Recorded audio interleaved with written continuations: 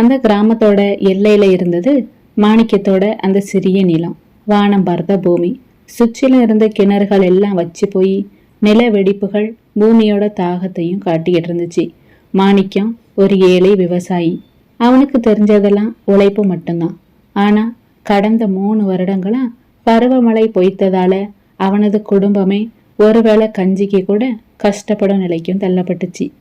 அன்னைக்கு சாயங்காலம் சுட்டரிக்கும் வெயில் தாழ்ந்து அந்தி பொழுதும் சாஞ்சிக்கிட்டு இருந்துச்சு. தன்னோட காஞ்சி போன நிலத்துக்கு நடுவுல உட்காந்து கைகள்ல காய்ந்த மண்ணை அள்ளி பார்த்தா மாணிக்கம். அவனோட கண்களும் கலங்குச்சு.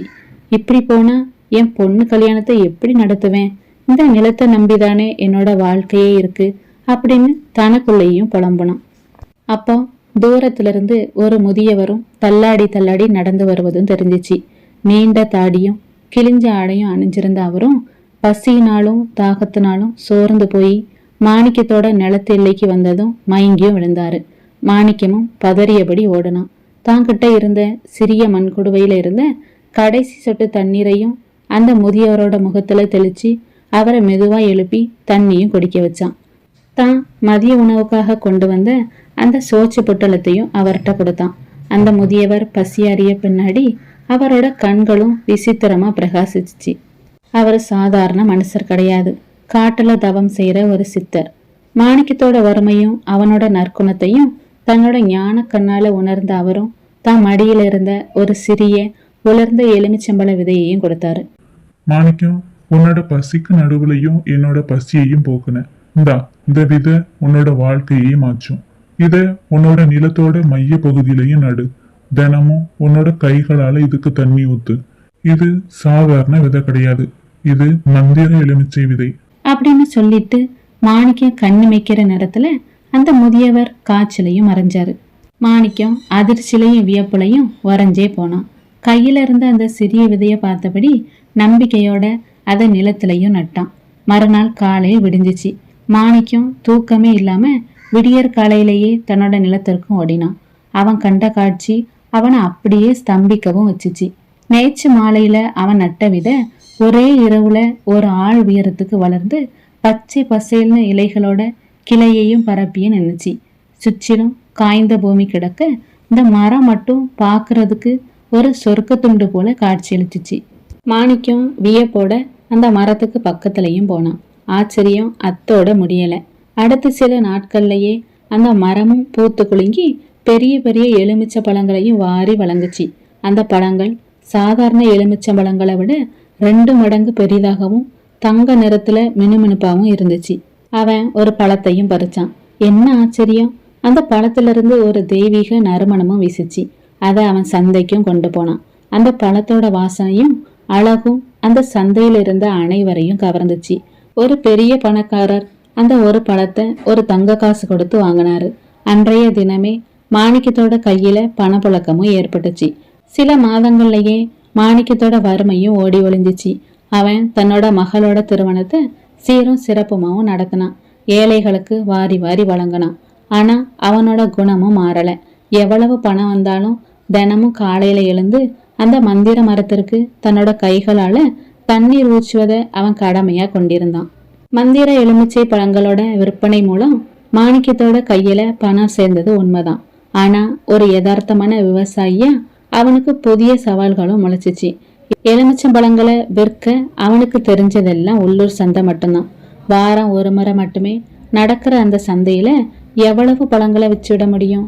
மரம் நாளுக்கு நாள் நிறைய பழங்களை வாரி வாரி வழங்க தொடங்குச்சு. பறிச்ச பழங்கள்லாம் தேங்க தொடங்குனா அழுகி விடுமேன்ற பயமும் மாணிக்கத்துக்கு வந்துச்சு. மந்திர மரமா இருந்தாலும் பறிக்கப்பட்ட பழங்கள் இயற்கையான கால அளவில் தானே இருக்கும். இதுதான் அவனோட முதல் சவாலா மாறுச்சு. ஒரு நாள் பக்கத்து ஒரு சந்தைக்கு பழங்களை வண்டியில ஏற்றி செல்லும் போது பலத்த மழையும் பிடிச்சிச்சு. பாதைகள் சேரும் சகதியுமா மாற வண்டி சக்கரமும் மாட்டிக்கிட்டு சந்தைக்கு போய் சேருவதற்குள்ள பாதி பழங்களும் நசுங்கி போயிட்டு. மந்திர மரம் எனக்கு பழங்களை கொடுத்தது உண்மைதான். ஆனா அதை சரியா பயன்படுத்துற புத்தியும் உழைப்பும் என்கிட்ட இல்லைன்னா இந்த பழங்கள் வரத்தால என்ன பயன் அப்படின்னு மாணிக்கமும் சிந்திக்க தொடங்கினான். அவனும் சோர்ந்து உட்காரவே இல்லை. எலுமிச்சை பழங்கள் வீணாவதை தடுக்க என்ன செய்யலான்னு யோசிச்சுக்கிட்டு இருந்தான். மாணிக்கம் தன்னோட மனைவியோட சேர்ந்து ஒரு யோசனையும் செஞ்சான். நசுங்கி போன அப்புறவு மிச்சமா இருந்த எலுமிச்சை பழங்களை வீணாக்காம அவச்ச கொண்டு ஊறுகாய், எலுமிச்சம்பழ சாறு, எலுமிச்சம்பழ தோல் பொடின்னு மதிப்பு கூட்டப்பட்ட பொருட்களையும் தயாரிக்க தொடங்கினான். இந்த மந்திர எலுமிச்சையோட நறுமண சுவையும் அலாதியானது என்பதால அவனோட ஊறுகாய்க்கும் ஜூஸுக்கும் மக்களிடையே பலத்த வரவேற்பும் கிடைச்சிச்சு. அவன் தன்னோட மனைவி கூட சேர்ந்து கிராமத்து பெண்களையும் வேலைக்கும் சேர்த்துக்கிட்டான். இதன் மூலமா அவனுக்கு மட்டும் வருமானம் வரவில்லை, அவனோட கிராமத்துல இருந்த 10 பெண்களோட குடும்பங்களுக்கும் ஒரு வாழ்வாதாரமும் கிடைச்சிச்சு. மாணிக்கம் வெறும் விவசாயியா இல்லாம ஒரு சிறு தொழில் முனைவோராகவும் மாறினான். ஒரு கைவண்டி வியாபாரியா தொடங்கின அவனோட பயணம் இப்போ சுற்றியுள்ள 10 மாவட்டங்களுக்கு பழங்களையும் ஊறுகாய்களையும் அனுப்புற அளவுக்கு விரிவடைஞ்சிருந்துச்சு.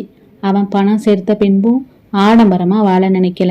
தன்னோட கிராமத்துல இருக்கிற ஏழை மாணவர்களோட கல்விக்காகவும் வறண்ட நிலங்களுக்கு கால்வாய் வெட்டுவதற்கும் தன்னோட சொந்த பணத்தையும் செலவிட்டான். சில வருடங்களும் ஓடிச்சு. ஒரு நாள் காலையில மாணிக்கமும் வழக்கம் போல மரத்துக்கு தண்ணீர் ஊற்றவும் போனான். அப்போ அந்த மரம் மெல்ல மெல்ல தன்னோட இலைகளையும் உதிர்த்து சாதாரண மரமாவும் மாற தொடங்குச்சு. அதோட தங்க நிற பழங்கள் மறைஞ்சி சாதாரண எலுமிச்சம்பழங்கள் தான் காய்க்க தொடங்குச்சு. மாணிக்கமும் அதிர்ச்சி அடையவே இல்லை. மாறா மரம் இருந்த திசையை நோக்கி மண்டிட்டு நன்றியோட வணங்கினான். அவனுக்கு புரிஞ்சுது, அந்த சித்தர் கொடுத்த வரம் அவனோட வறுமையை துடைப்பதற்கான ஒரு ஆரம்ப புள்ளி மட்டும்தான். அந்த மந்திர மரம் கொடுத்த வாய்ப்பை வச்சு அவன் தன்னோட உழைப்பாலும் புத்தியாலும் ஒரு பெரிய எல்லையையும் தொட்டுட்டான். இனி அவனுக்கு மந்திரங்கள் தேவையில்லை, அவனோட உழைப்பே அவனை காப்பாற்றும். அவன் மரத்தை பார்த்து கூறினான், என்னோட வறுமையை மாற்றின தெய்வமே உனக்கு நன்றி. உன்னால என் வாழ்க்கை மட்டுமல்ல, இந்த ஊரே முன்னேறி இருக்கு. மந்திரங்கள் நமக்கு ஒரு வாய்ப்பை மட்டுமே தரும், ஆனா அதை வச்சு நம்ம வாழ்க்கையில எப்படி உழைக்கிறோம், எப்படி முன்னேறுங்கிறது நம்மளோட செயல்ல தான் இருக்கு. இந்த கதை உங்களுக்கு பிடிச்சிருந்தா லைக் பண்ணுங்க, ஷேர் பண்ணுங்க. இது போன்ற கதைகளை பார்க்கறதுக்கு இந்த சேனலை மறக்காம சப்ஸ்கிரைப் பண்ணிக்கோங்க. நன்றி.